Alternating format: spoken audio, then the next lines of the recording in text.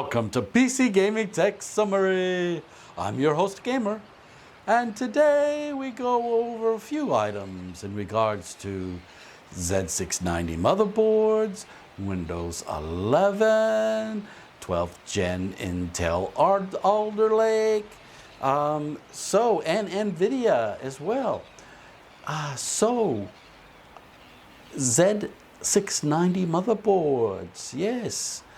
I'll put up the Asus boards. These are rumored. And as you can see, there are DDR4 and DDR5 motherboards. So at the end of the Asus model number, if it has D4, that means DDR4 RAM will fit into the motherboard. And if it doesn't, DDR5. Okay, so it'll be quite good to get some more benchmarks and to actually see if it's cost effective to get a DDR5 board. You may just be better off to get DDR4 because of possible latency, making it difficult for gaming by using DDR5 and then having greater latency with that RAM. But we need more information before we can make a judgment on that. And you'll see it in the gigabyte list. Quite a few boards there, and there are DDR4 and DDR5 boards. Okay, so these are all rumored, like I said, and yeah, I wish we had some pictures to show you, but not yet. Hopefully they'll be allowed to release some pictures of the motherboard soon. Okay, now Windows 11 is due out October 5th. And they have not released approved CPUs since the 27th of August as far as the Intel side of things. So if you're waiting for your Intel CPU to be approved, we still have to wait. As you've probably seen from my previous videos, they have approved some more expensive, rare Generation 7 CPUs, the 2066 socket. So the 7700K, that takes the 1150 socket, I believe, 1151 socket. And so we're still waiting. Well, I don't see why they shouldn't approve those, but basically their attitude is, look, we're going to release Windows 11 for the newer computers first, because we have less problems with our operating system with the newer computers, and it crashes a lot less often. So for them to approve the 7700K, they need to basically not be getting blue screens of death while they run Windows 11, at least 90, maybe 99% of the time, something like that. So that's what the holdup is. But hey, look, they said they were testing the 7th Gen Intel, so I just don't have a date as to when they might be approved, or if they're not going to be approved, or what the status is. They just don't release that information. So Windows 11 will be rolled out gradually starting October 5th through to middle 2022.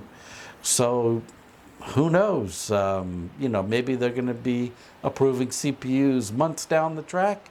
I just don't know what they have in mind. So Windows 11 has been optimized for the Alder Lake CPUs coming out. So we'll just have to wait and see if everything goes smoothly and they run beautifully. It's a bit of a new approach, and it's really been a disappointment, actually, over the last 5-6 years with Intel. There's been some benchmarks released comparing 5th Gen Intel to 10th Gen Intel, and there's something like a 14% improvement for all those years. So that is disappointing. We would have thought the technology would just be skyrocketing. Well, you know, they're getting better now, I think, so we'll just have to wait and see. All right.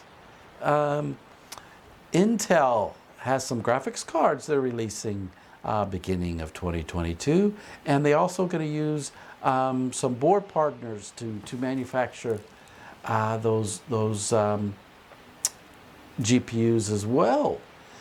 So they'll send them the circuit board. Intel send them the circuit board, such like Asus and Gigabyte, and then they'll put their coolers and stuff on it.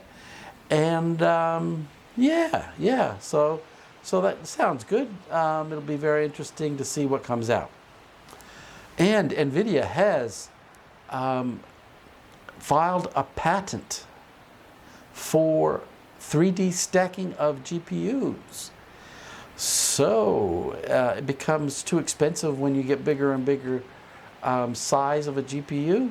And so they think that they can get this to work where they stack them on top of each other and provide connections between the GPUs. So very interesting. It may be years down the track before we see anything in regards to this. Who knows? It takes time to do all this. And NVIDIA is also releasing a super series of graphics cards, and this is a rumor. So beginning of 2022, they'll be possibly releasing 3060 Super, etc. And the leak that has floating around, the rumor that's been floating around, I should say, has the 3060 Super with 44% more cores. So 44% more ray tracing cores, 44% more CUDA cores, 44% more tensor cores, and keeping that 12 gigabytes of memory, which I really enjoy.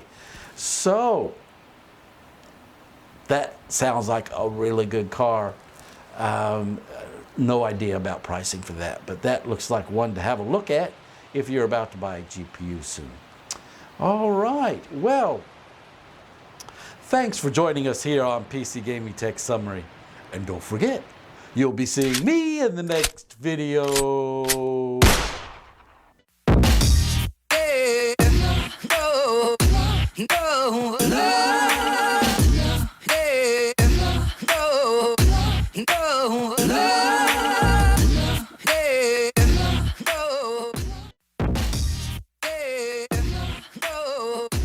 No.